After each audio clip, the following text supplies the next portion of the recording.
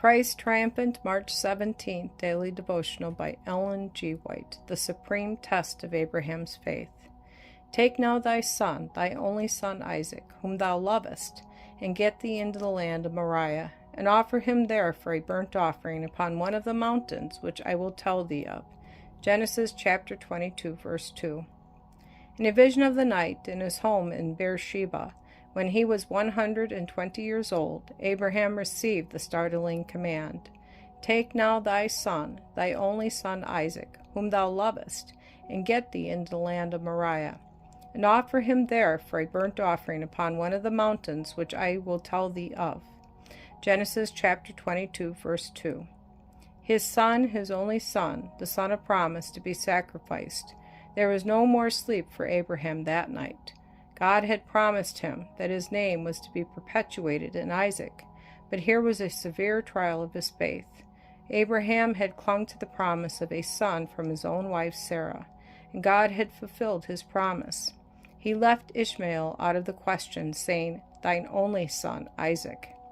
God had already told him that through Isaac his seed should be as the sand of the sea for multitude.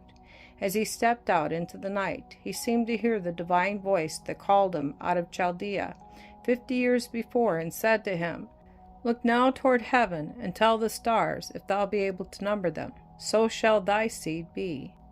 Genesis chapter 15, verse 5. Can it be the same voice that commands him to slay his son? He remembered the promise, I will make thy seed as the dust of the earth, so that if a man can number the dust of the earth, then shall thy seed also be numbered. Genesis chapter 13, verse 6.